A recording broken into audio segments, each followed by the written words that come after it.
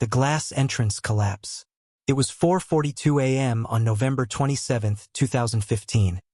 Outside the Maplewood Mall in Minnesota.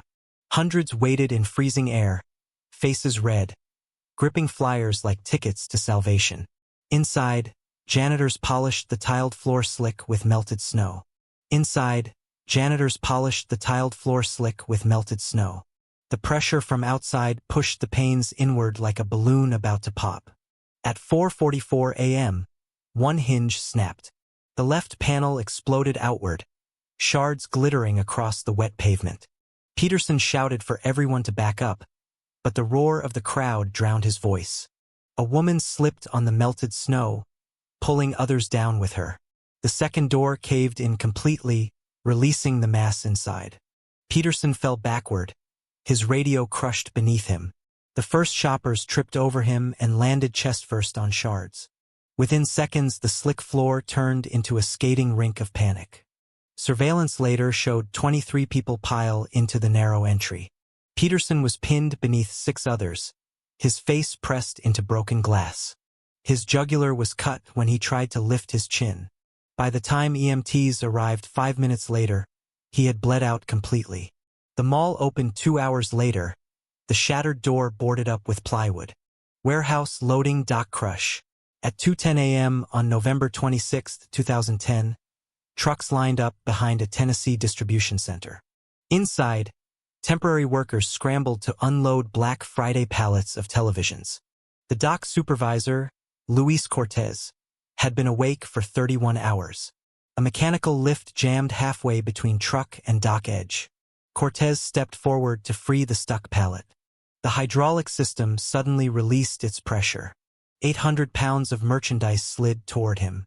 He tried to jump back but slipped on spilled motor oil. The falling pallet crushed his torso against the concrete bumper. Witnesses said the sound was like a watermelon hitting the floor. Workers rushed, shouting for the forklift. The machine's reverse alarm beeped over frantic voices. They lifted the load, but Cortez's spine had snapped instantly. Blood mixed with motor oil, turning it black and glossy. Security footage later showed the exact second the lift dropped. The company suspended operations for 3 hours before resuming. Luis Cortez was 38 years old and earned $12.75 an hour. The next morning, new temps stood where he died, unloading the same TVs. Parking Lot Stampede. In 2017, a megastore in El Paso, Texas advertised a door crasher sale at dawn.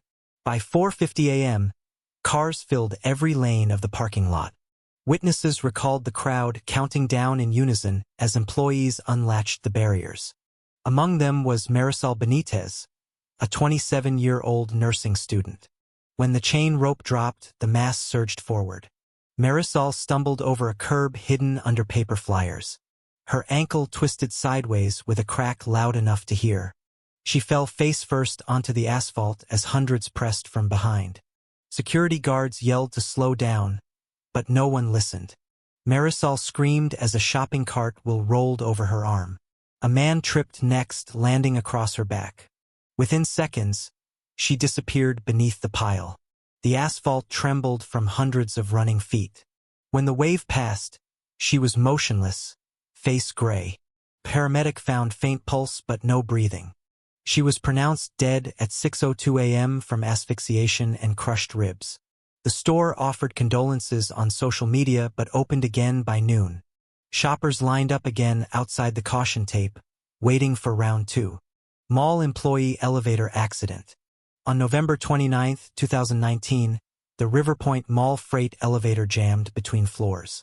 Maintenance staff had been moving pallets of discounted electronics. 23-year-old Sierra Nguyen pressed the open button repeatedly. The gate lifted halfway, then froze with a metallic groan. She crouched to look underneath, calling for help from below. Without warning, the platform shuddered downward 3 inches. A coworker shouted for her to move back, but curiosity won.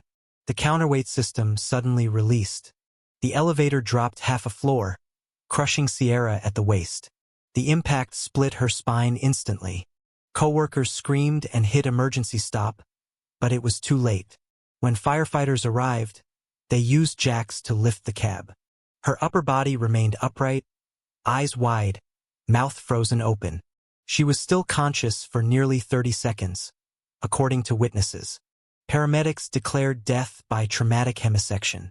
The elevator was sealed off and plastered with a bright red, out-of-service sign. The mall reopened the next day with Christmas music playing as usual. Shoppers rode the other elevators unaware of what had happened steps away.